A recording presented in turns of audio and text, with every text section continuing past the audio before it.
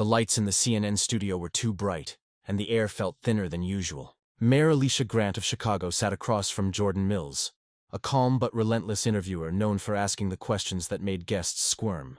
She had faced debates, council hearings, and press ambushes before. But tonight felt different. This wasn't just another interview.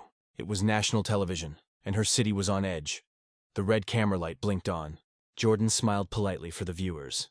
"Mayor Grant," he began, "crime in Chicago has reached its highest level in years. People say they're afraid to walk outside after dark. What's going wrong?" His tone was even, but his words hit hard. Alicia straightened her jacket, her mind racing with numbers, statements, and the long list of initiatives she'd launched since taking office. She spoke quickly, carefully. "We're addressing the root causes, investing in communities, improving education, expanding job programs. These things take time." Jordan didn't flinch. "But time is what people say they don't have. Small business owners are closing early. Parents are scared to let their kids take the train.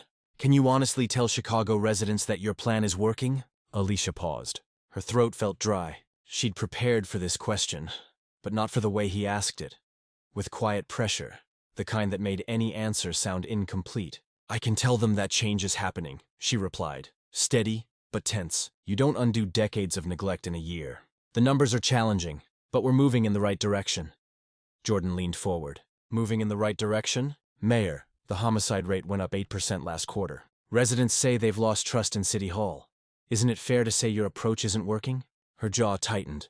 Behind the cameras, her communications team shifted in their seats.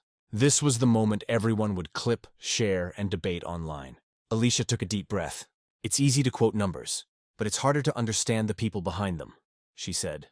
"I've met mothers who lost their children, and they don't just want more police. They want opportunities. They want change that lasts." Jordan nodded, his expression unreadable.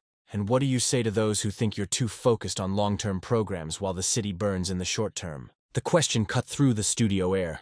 Alicia blinked once, twice. "I say," she answered carefully, "that reacting out of fear doesn't build safer communities. It only builds walls." He let the silence hang. The kind of silence that feels like judgment.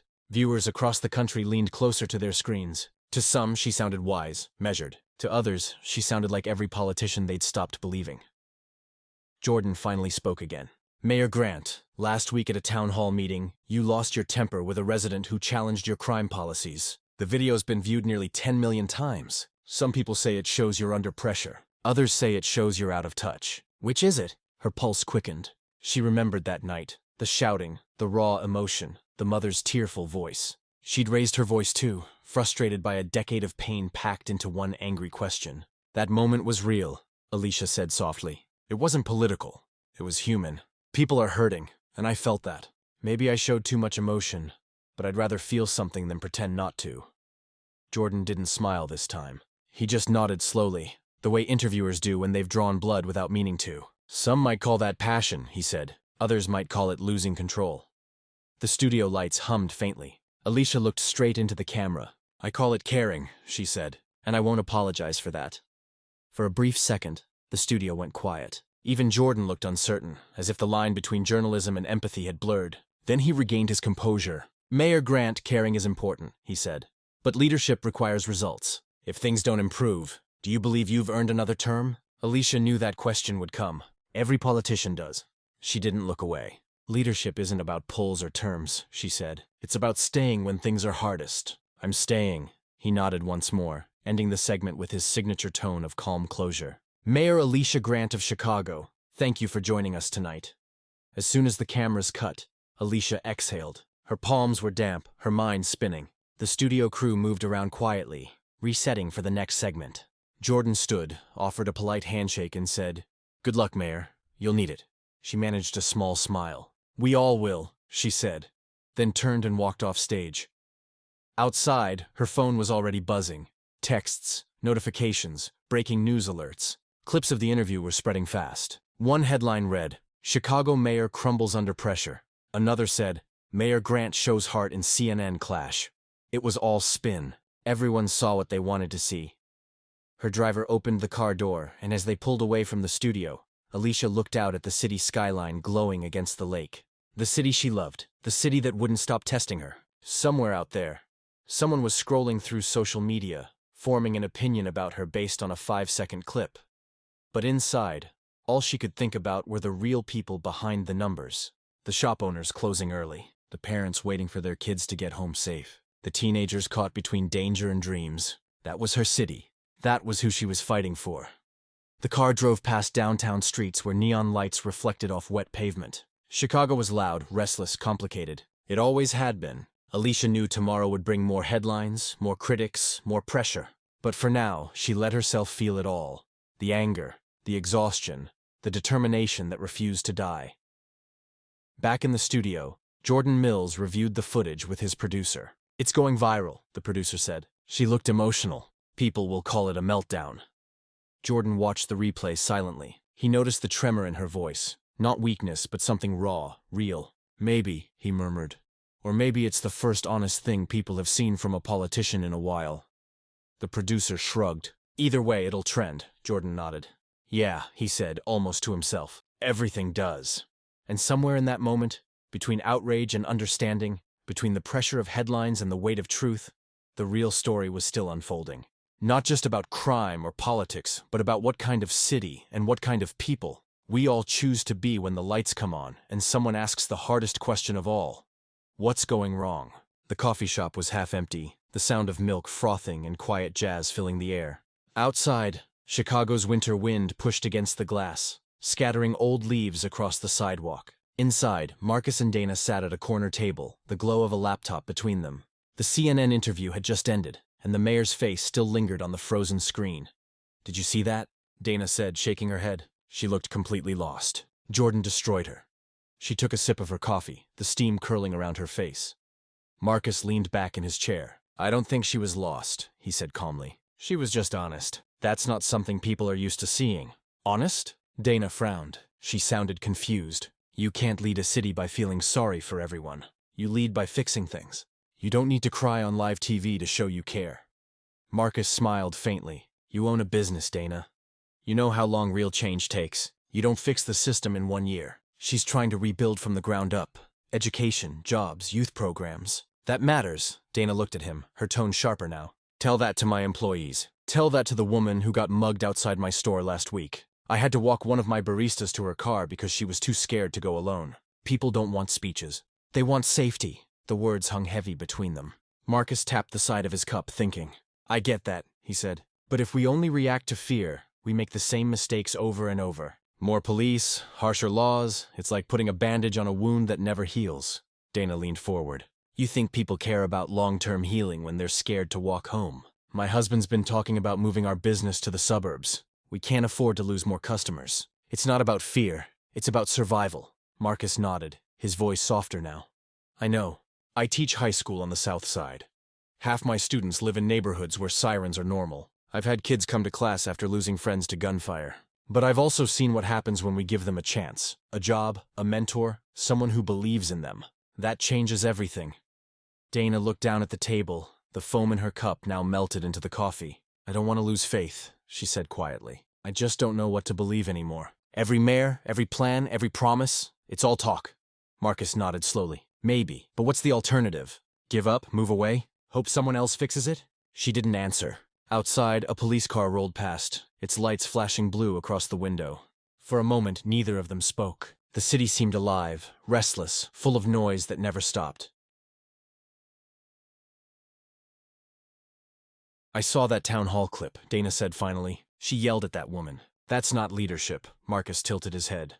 "Maybe it was frustration. You can only hear so many people scream before you scream back. She's not wrong for feeling it. She's wrong if she quits trying."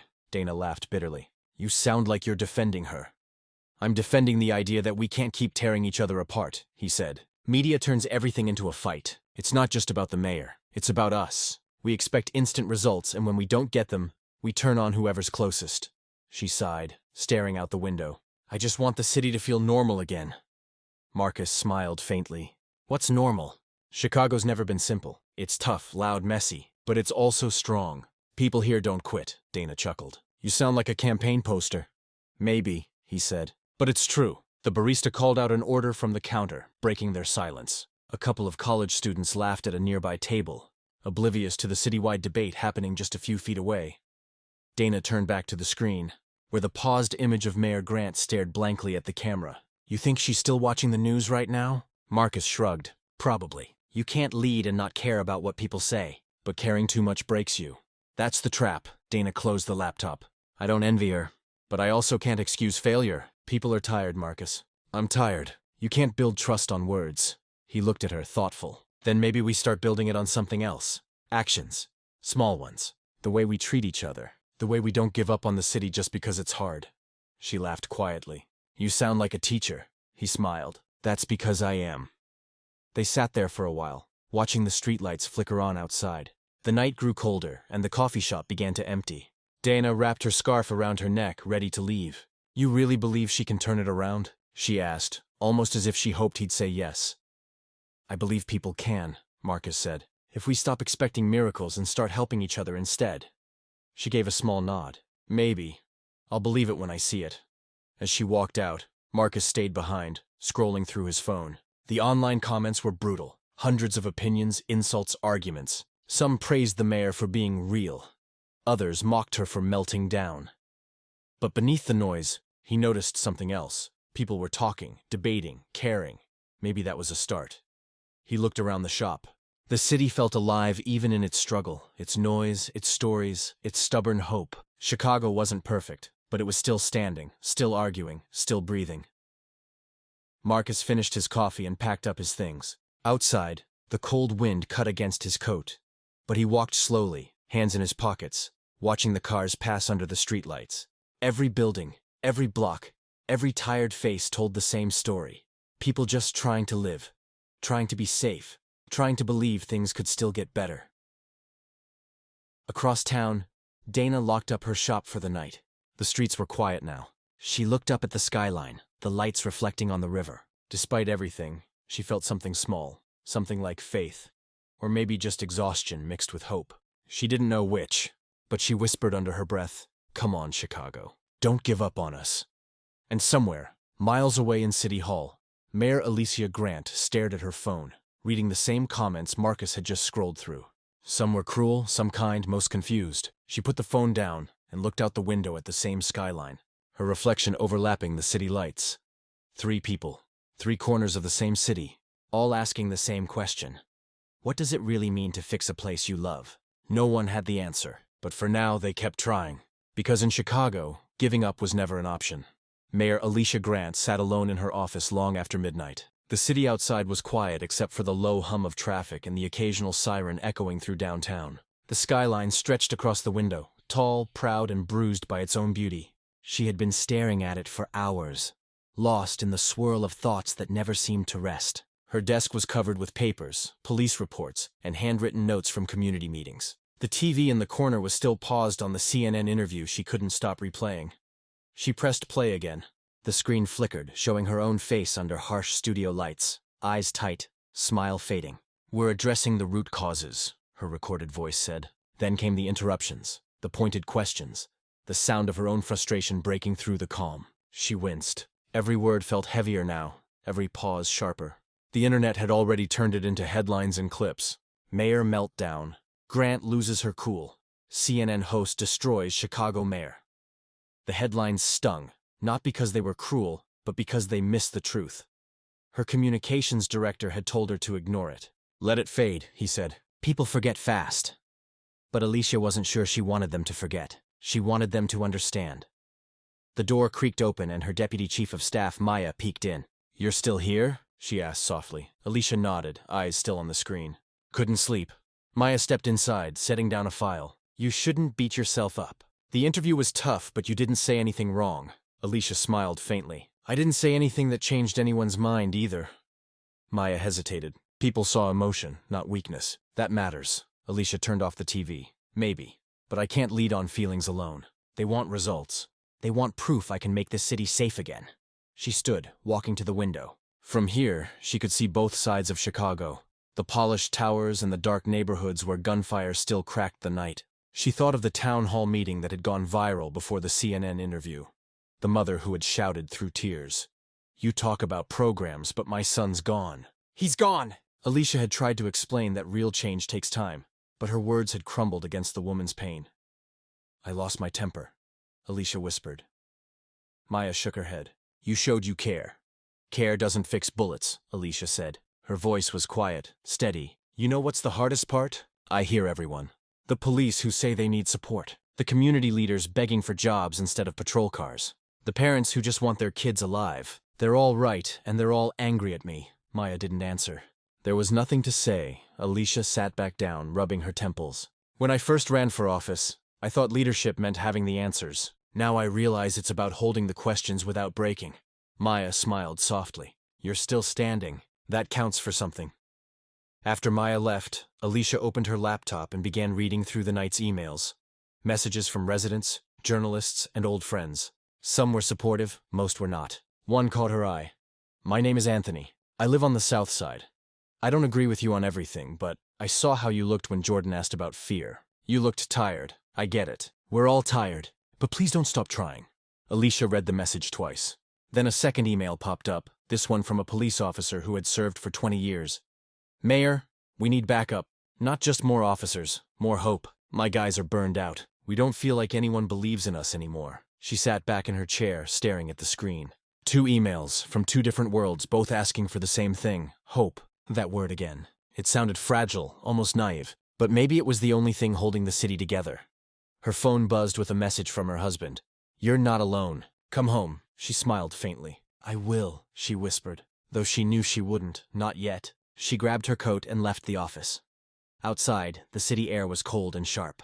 Her driver offered to take her home, but she waved him off. I'll walk. The streets were mostly empty. Neon lights reflected on wet pavement. Buses hissed past, and a few late-night workers hurried down the sidewalks. She passed a diner where a group of construction workers sat laughing around a table. Across the street, a homeless man wrapped in a blanket leaned against a wall, staring into nothing. Alicia crossed the street and handed him the sandwich she'd grabbed from her office fridge. He looked up, surprised. Thanks, he said softly. She smiled, nodding, and kept walking. A few blocks later, she stopped near a mural painted on the side of an old building. It showed kids playing basketball, surrounded by images of books, flowers, and city streets. At the bottom, someone had written in bold letters, "We are still here." She stood there for a long time, reading those words over and over. Still here. That's what Chicago was. Bruised but breathing, angry but alive. She pulled out her phone and opened her notes app, typing quickly. We are still here. That's the message. Not about perfection. About resilience. About not giving up even when the city tests every ounce of faith. She stopped typing and looked up at the mural again. Maybe that's how I lead, she said quietly to herself. Not by pretending to have all the answers, but by reminding people we're still fighting. By the time she returned to City Hall, the first hint of dawn had started to rise over the lake. The city looked softer in the early light, calmer. She sat down at her desk again, pulled out a blank notepad, and began outlining new steps for her community safety initiative. Smaller steps, real ones. More funding for youth apprenticeships, expanded mental health clinics, a neighborhood council that included police officers, store owners, and local parents. Not a grand reform, not a headline plan, just action, piece by piece. For the first time in days, she felt clear. The interview might have made her look weak, but maybe that weakness was what the city needed to see. Maybe leadership wasn't about never falling apart. It was about rebuilding in public, so others could see it was possible. The sun rose higher, turning the tops of the buildings gold. The phone rang again. Another reporter, another story. But Alicia didn't answer. She let it ring and kept writing. She didn't know if her new plan would work. She didn't know if the people would forgive her. But she knew she couldn't quit. Not when the city still had breath. Not when so many others had already given up. Chicago was wounded, but it was still hers. And as long as she had a voice, she would keep speaking for it. Not as a politician chasing approval, but as a person trying to heal what was broken, starting with herself. By the weekend, the interview had spread across every screen in the country. It was on talk shows, podcasts, YouTube clips, and late-night news recaps. Everyone had an opinion about what happened between CNN host Jordan Mills and Chicago Mayor Alicia Grant. Some said the host had humiliated her, that she couldn't handle pressure. Others said she had shown emotion, something rare in politics. The city buzzed with arguments, sympathy, and blame. No one agreed, but everyone was talking. Marcus scrolled through social media while riding the train to work. His feed was filled with comments. The mayor's soft. Finally, someone real. Chicago needs action, not tears. It was exhausting. He put down his phone and looked out the window as the train sped past rows of gray buildings. The city looked tired, like everyone inside it was running on the same half-empty tank. He thought about his students, kids who had grown up seeing too much and trusting too little. Maybe, he thought, that's what Alicia was trying to fix. Not just crime, but the feeling that people had stopped believing in better days. Across town, Dana opened her store early. The streets were quiet, a cold breeze blowing through the empty sidewalks. She unlocked the door, turned on the lights, and glanced at the small TV behind the counter. The morning news replayed clips from the interview, showing Alicia's face, the moment she paused, the moment she pushed back. The anchor said, "Reactions remain divided." Dana turned down the volume but kept watching. She didn't like the chaos, but something about the way the mayor had said, "I'd rather care than pretend not to," stuck with her. A customer walked in, an older man who lived nearby. "Crazy times, huh?" he said, setting a newspaper on the counter. The headline read, "Mayor faces backlash after emotional interview." Dana sighed. Everyone's mad at someone. Nobody's fixing anything, the man shrugged. At least she's still showing up. Most people wouldn't. Dana looked at him. "You think she can turn it around?" He smiled. "I don't know, but I think the city's had worse days." That made her pause. Maybe he was right. Maybe leadership wasn't about avoiding failure. It was about surviving it. Later that afternoon, Marcus met Dana at the park. The sun was setting, painting the skyline in gold. Families walked dogs, kids played basketball, and vendors sold hot dogs near the fountain. Despite everything, life went on. "I watched that interview again," Dana said, sitting beside him on a bench. "I think I get what you meant. She wasn't weak. She just looked tired, like all of us." Marcus nodded. "That's what makes it real. She's not some superhero. She's a person trying to hold the city together." Dana laughed softly. "You should be her spokesperson." He shook his head. "No one listens to teachers, but we see what's happening. We see the fear, the frustration, and the hope that somehow refuses to die."